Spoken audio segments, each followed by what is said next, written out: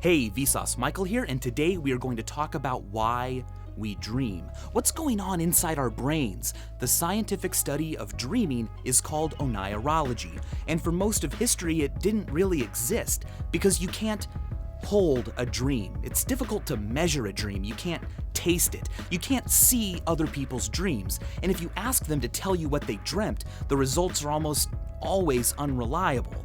In fact, it's estimated that we forget 95% of the dreams we have, especially within the first 10 minutes of having them. But then, in 1952, something amazing happened. Researchers at the University of Chicago found this. It's a unique type of electrical activity that occurs during a certain stage of a person sleeping. When researchers awoke people during this stage, they almost always reported that they had been dreaming. Also, at the same time, during this stage, people's eyeballs are going crazy, rapidly darting all over the place underneath their eyelids. You can actually see this happening if you watch people sleep, like I usually do. During REM sleep, some pretty bizarre stuff happens. If you look at the electrical activity of a brain that is in REM sleep, it almost exactly mimics the way the brain acts when it's awake. The biggest difference being that the production of chemicals inside the brain, like norepinephrine, serotonin, and histamine, is almost completely blocked. And that causes the muscles to stop moving, which is why you can dream about flying or running around or fighting ninjas, but your body doesn't move. People who have a disorder achieving complete REM atopia move around in their sleep and act out their dreams. They can even get out of bed and sleepwalk. Oh, before we move forward, I should say two things. One is that it's possible to wake up and not be able to move your body because you're still in REM atopia. You're completely conscious and you know that you're awake, but your body is not ready to move. On the flip side, you can also be inside a dream and know that you're dreaming.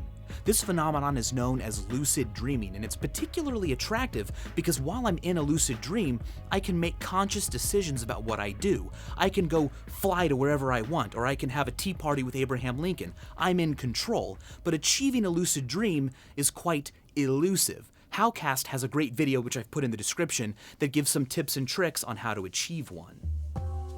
Researchers were able to deprive mice of REM sleep by using this.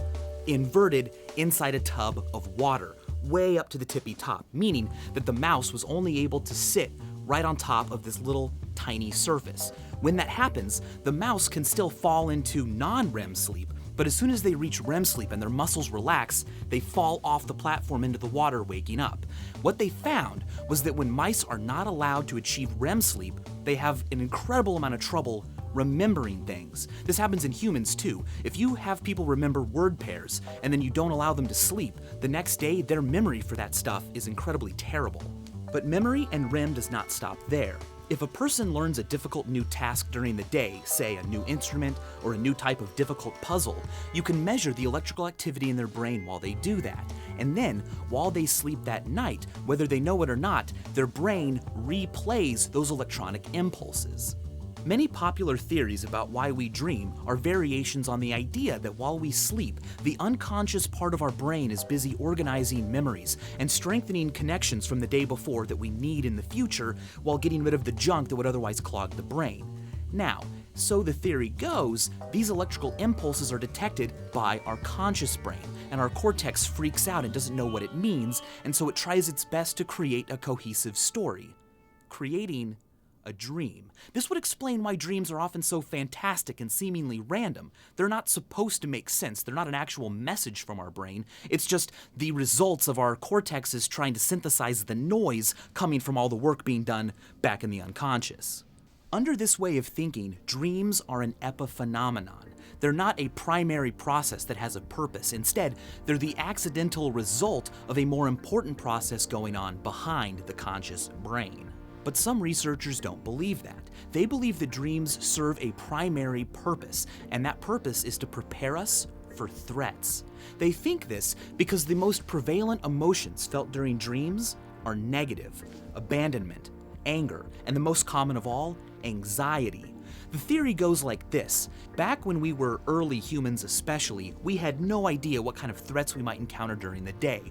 And so, to prepare us, our brain would simulate anxieties while we slept to make us better prepared for that feeling in the real world. So people who had terrifying dreams were better at dealing with anxiety in the real world and had stronger genes. Alright, so the theories we discussed today are quite popular, but they don't really enjoy a consensus. Not everyone agrees on them, and they barely scratch the surface of scientific thought about dreams. But that's kind of the cool thing about dreams. Think of it like this. Here is the Eagle Nebula, a giant structure in outer space 6,500 light years away. But despite its distance, we pretty much know what it's made out of. We know that it's 100 trillion kilometers tall, we know what caused it, and we know where it's going to be in 750 million years.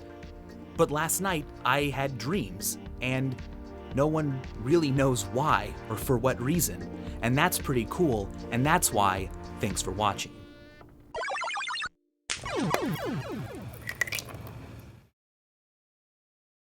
If you want to learn more about the world, I highly recommend Smarter Every Day. It's a show here on YouTube by a guy named Destin, who I've met. He's awesome. I've learned a lot from him. He's the guy who did the chicken thing from the lean back. He's also studied what causes poop splash, slow motion water balloons, and has a lot of guns and explosions. What more could you ask for? So do me a favor and go check it out and subscribe if you like it. And if you haven't seen it yet, go check out What's review of my beard. I've got that in the description. And as always, thanks for watching.